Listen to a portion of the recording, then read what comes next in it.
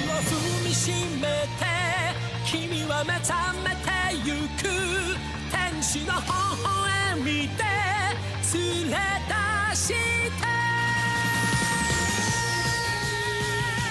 Hello again. This is Ryan, one of your local HBO boys, and I am back to do the second episode of Hunter x Hunter. If you recall from last time, I had a bit of a nomenclature issue. Didn't know if the X in Hunter x Hunter was silent. Turns out, totes is. Yeah, it is incredibly silent and not supposed to be said out loud.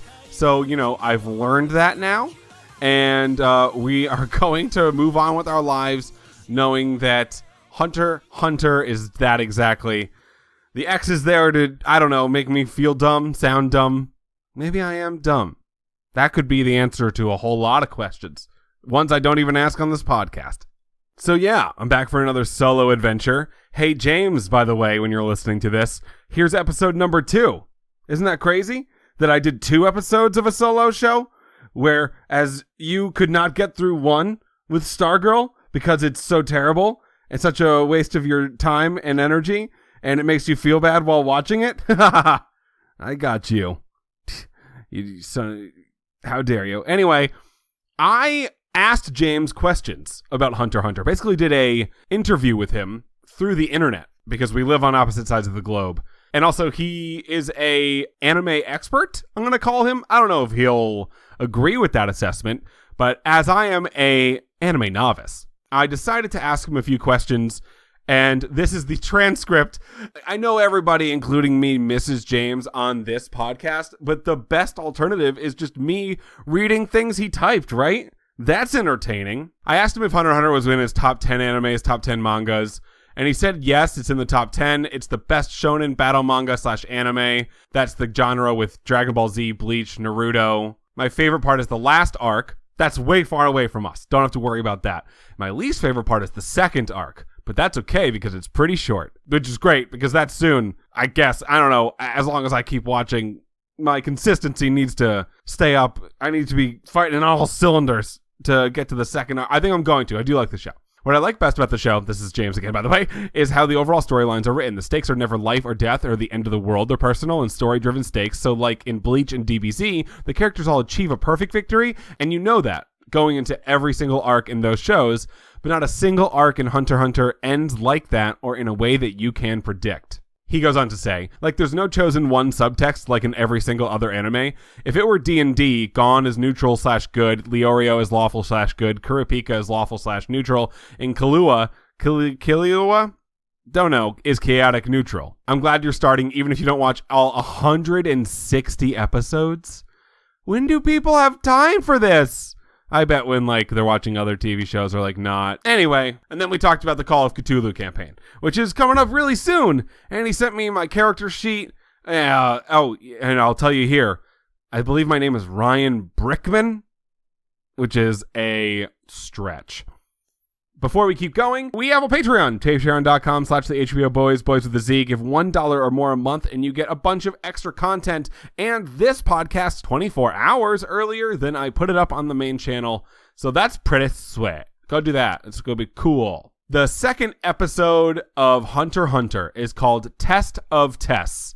Truly, it's called Test X of X Tests, but now we know, because we're not big old dummies anymore. I'm not dumb. We know that it's just Test of Tests, and the summary goes like this. Gon, Leorio, and Kurapika have arrived at the city where the exam will be held. They follow the captain's advice and head for a shortcut to the exam site. On the way, they pass through a slum where a group of old ladies are waiting for them. So it goes. Been there. The ladies tell them that they must pass their quiz or be disqualified from the Hunter exam. Voted off the island before you even begin. Sad times. For reference, I've learned some things about this show between the first and second episode. Like, this is a remake or a reboot of a show made in 2009. This one was made in 2014. I assume it was just another company that then either sold the rights or lost the rights, and then this new company made this new reboot show. But this is the one, according to James, that most people count as the true canon Hunter x Hunter. And I read some of the plot summaries for the 2009 show, and they're pretty similar. The pilot was a little different, but at least at the beginning, they're pretty similar. But I've been told / I read that they do diverge slightly. We come into the beginning of this episode. The music is slapping. You heard it at the beginning. Let everybody know I'm going to be calling Gon Gon, because that's his name, and he's like the main character. Kurapika, probably going to be referring to as Pika Pika from now on. And Leorio as Mr. Oreo, because he wants to be called Mr. so very badly. That was you can go listen to the first episode. Anyway, one of the first things I noticed or looked up more about, and apparently I'm huge spoiler, I looked up something that is shown to you, or the audience that is, in episode 160 out of 160. I looked it up immediately because I really like maps. So I'm going to tell you this. Don't go look up the map of the Hunter x Hunter world unless you want major spoilers. James was like, dude, you ruined it. And I was like, yeah, that's what I do. I ruin things actively for myself because I think it's fun. Fun facts, the Hunter x Hunter map that you shouldn't look up if you want to keep the magic alive is compared to a lot the Lovecraft map of Dreamland, and that is interesting because we are also recapping and reviewing Lovecraft Country on HBO right now, and that's why that's interesting. Isn't it fun when someone explains something to you and then at the end they're like, that's interesting because I said so, and I don't need you to agree. I just know you do. This is entertainment. This is what entertainment sounds and feels like. Anywho, let's get into the summary and talk about the show. So the captain drops them off at Dale Harbor, which seems to be on upside down version of South America on the map, which is in this world and all the way to the northwest of the map, and to its right is a giant version of Australia that's disconcerting. Anyway, I love imaginary maps. I think I've gotten that point across, but I needed to reiterate it. The captain gives them advice. Go to the cedar tree first. It's a shortcut to the exam site because there are buses there that are supposed to take you straight to the exam site, but that is a bamboozle. Don't get on those buses. Next to Gon and the captain having this conversation, a ne'er-do-well is standing there, and he's just listening in. What is this degenerate off to the side going to do? Is it going to be a problem? I hope not. They look at a map of Zabin City, where they have to go. They notice that the tree is in an opposite direction, and Pika Pika / Gon just believe in the captain and start walking there. Mr. Oreo is like, you guys are dumb. I'm getting on the bus. But thankfully, while he walks to the bus, he hears two other people being like, oh, stupid rookies getting on the bus. That's dumb. Don't do that. Which is very convenient. I don't know, story-wise, for Mr. Oreo-wise. It's generally convenient. As they keep walking, it gets weirder and creepier on that trail. There are black birds and shit, which you know is some creepy shit. Like, black birds being around you, that's creepy stuff. They're gonna eat out your eyes, okay? I've seen that movie, that cartoon movie about dinosaurs when I was a kid. I know exactly what blackbirds do when they are in large packs around you. They eat all your bones in your eyes and you crumple into a little fleshy ball, and then they eat that too. Deathly afraid of, I'm not afraid of birds. You know, my girlfriend is deathly afraid of birds. So, like, I have to protect her from birds like you would a person who enters your home at night trying to steal your shit. Like, I have to grab a weapon and be like, don't worry, honey, I will pretend to hit this swan. I'm not going to hit you, swan. You did nothing wrong, okay? You're beautiful, in fact, unless you try to eat me. Or my girlfriend. Get away from my girlfriend, swan! I digress. So, it's creepy on this trail that they're on, and then they run into a bunch of old ladies in masks, and then one old lady who's not in a mask. Gon says he's really bad at quizzes, and this is concerning because he has to do well on this. He's not even at the actual exam yet. He has to get through this. And by the way, this pop quiz by a bunch of old ladies in masks, which is very normal, you get 5 seconds to answer. It's a yes or no question, and if you're wrong, you just go home, which would suck. Before they could answer the questions, and as Mr. Oreo is complaining about how this is a bullshit process, the ne'er-do-well, the degen, walks up behind them and is like, ha ha ha ha, I'm going to do this question first, and I am going to get to the exam first. I'm the best. You guys suck. His question is, a group of evil villains have kidnapped his mother and his true love. Ah, a classic Two-Face and Rachel Dawes conundrum from Dark Knight. You can save only one. Say number 1 for the mother and 2 for true love. He picks number 1 because mothers are apparently irreplaceable, trying to pander to the old lady, and they say he can pass. Mr. Oreo continues to complain, screams about how this is rigged, then the old ladies don't answer him, and he shouts, say something, and then the bird makes a noise, which is funny. Because when birds make noises that should be human noises, that's hilarious, and everyone knows that. Leorio keeps shouting that there is no right answer, and Pika Pika is like, oh shit, good point, dude. The old lady thinks to herself, oh my god.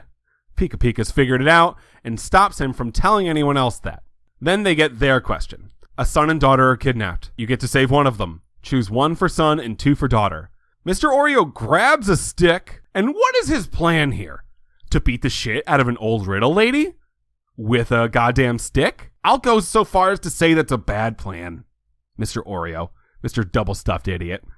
You are double-stuffed, and the second half of the cream is made out of pure idiot. Mr. Oreo. P.S. And by the way, I said to James, yo, Mr. Oreo sucks. He yelled at Pika Pika that he was glad the genocides happened. He tried to fight him on the bow of a ship that was about to be destroyed. And then he threatens to hit an old woman. Not just threatens, he's about to try to attack her. Dude sucks. And James is like, he gets better. And I was like, I don't fucking believe you. Like, even if he does get better, every time he does something of worth or is like proving himself to be not the person that he started off as, perhaps I'll just be like, wow. At the beginning, Mr. Oreo really took a nosedive into being a piece of shit. But now, he's a little bit less of a piece of shit, but I'll always remember what you started as, Mr. Oreo. People never change. They never change. I'm reminded of that Rick and Morty quote right now. I think that guy has something else going on. There's some other stuff's happening to him right now. And I'm that other guy. Anyway, P.S. I said anyway 1,000 goddamn times last episode. Let's keep it going. So the time is up. All 5 seconds of it. Nobody answered. And then Mr. Oreo jumps up in the air and goes to hit the old lady with a stick. Because he's a fucking idiot. Pika Squared stops him from splitting open this old lady's brain cavity and then explains that they got it right. Silence is the correct answer. There is no right answer. She never said that to the other dude. She said to the other dude that he could pass, but not that his answer was right. And the old lady's like, clever girl, except for it's not. It's a clever boy. And opens a actual path to the tree so that they can get there faster and more efficiently than the person, you know, that they sent off into the wrong goddamn direction. And then the old hag lady is nice to Mr. Oreo for no reason, tells him that he's going to do his best and that she got into the profession of being a weird pop quizzer in the middle of the street for people like him. Which is... no. Don't forgive him. He just attacked you for doing your job.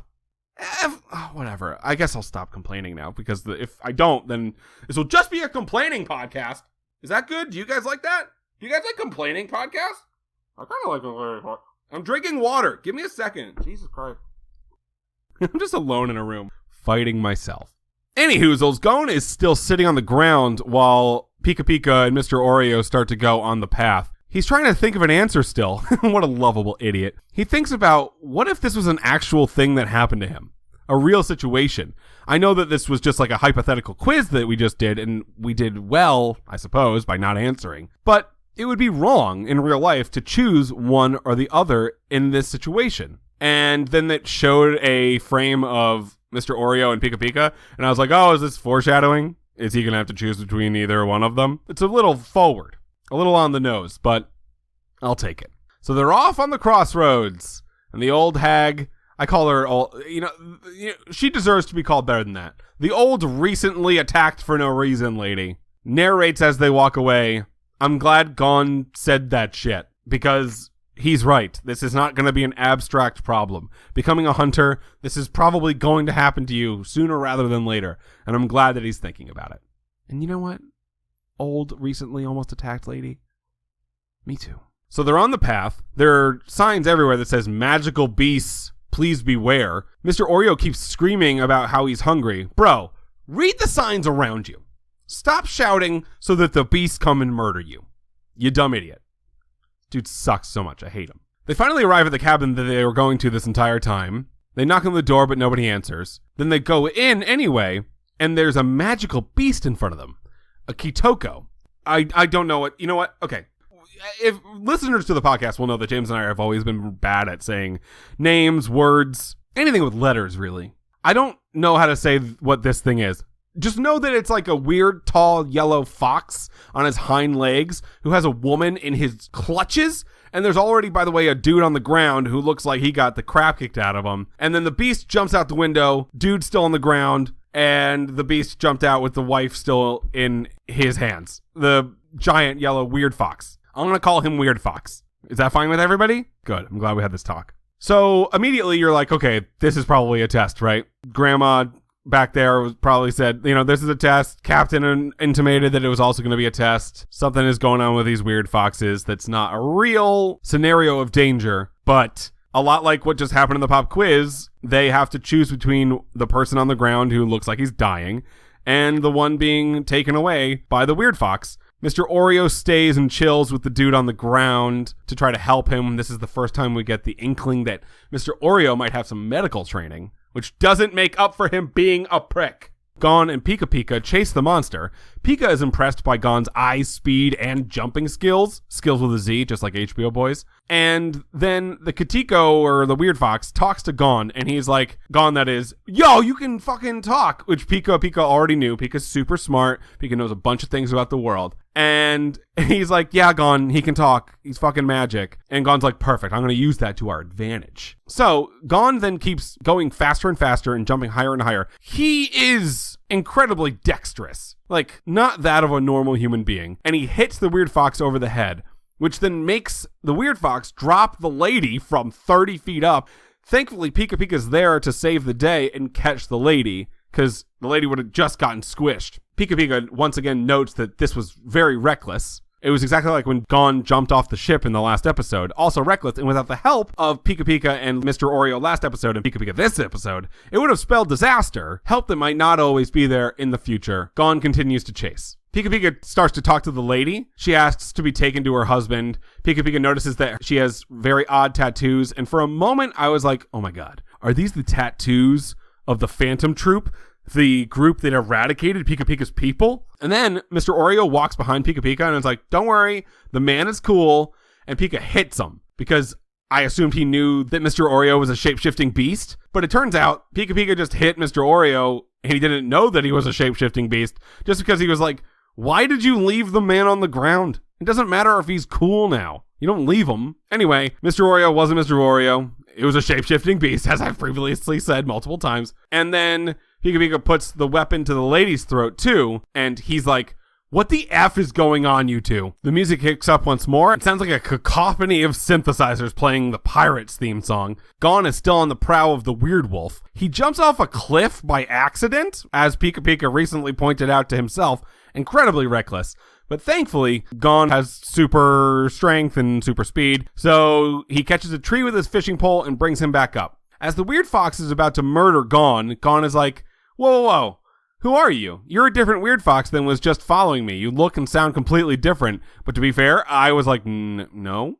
This Weird Fox sounds and looks exactly like this other Weird Fox. So Gon knows some shit that we don't. He's incredibly perceptive, apparently. We then port back to the cabin. It turns out that the married couple are the son and daughter of the two Weird Foxes that were changing in and out and being chased by Pika Pika and Gon. They're super psyched that someone could tell them apart. Gon has apparently become the first to do that in a very long time. Oreo and Pika Pika are like, well, can you fucking tell them apart? Because I can't fucking tell them apart. You can't either, right? Good. Fuck. I have no idea what is going on. This dude's weird. Apparently they were called the Navigators. And they are but another step to the actual beginning line of the Hunter x Hunter exam. They say that all three of them pass for various reasons. Pika Pika, because you knew that we weren't married, because the woman's tattoos meant in that region that she is celibate. And like, you knew I don't fuck, so you pass. Mr. Oreo apparently passes because, as they say, he never realized that they were baddies, but he's a good doctor, and he kept assuring everyone in the situation that they would be okay. So he's secretly compassionate, even though he viciously attacks old women when he's frustrated. So, he's a violent psychopath with a heart of gold, obviously. And they're like, Gon, you pass because you're a fucking superhero, dude. I don't know. You belong in the Marvel universe, dude. I don't fucking know. You're great. Good luck. You pass. Anywho, the weird foxes then fly them to the exam. There's a great shot of all 4 of the weird foxes. Apparently, the married couple also can be foxes, and the 3 kids holding onto their legs in the moonlight. It was a really cool shot. And then a wild narrator appears. And so Gon and his friends have a brief journey in the sky that they haven't reached the starting line yet. Ha ha ha, I'm a cheeky fuck. That's exactly what he says. And the next episode, we get the title of which is Rivals in Survival, which is great because I love rhyming. So yeah, thanks again for chilling with me, watching Hunter x Hunter. 2 episodes down, 158 to go. I give myself a shot of you guys guess. How many will I get into? You don't know how dedicated I am. Spoiler alert, not incredibly. But I'm going to try my best. That's what life is all about. Trying your best and watching an anime you barely know anything about and then explaining it to strangers. But you guys aren't strangers, right? You're here with me. That's the best part of podcasts. I saw this as a meme. It was a meme of someone listening to a podcast alone and being like, I love listening to podcasts. It's like listening to friends talk while I sit there in the middle of it silently. But this podcast, this specific show on this channel only has me. So it's just like me and you having a one-sided conversation where I do all the talking, which to be fair is a lot like most conversations I have with all the people next to me in my life. So, now you know what it's like being my friend. Actually exhausting. Okay, y'all. I'll see you for episode 3. I love you. Bye.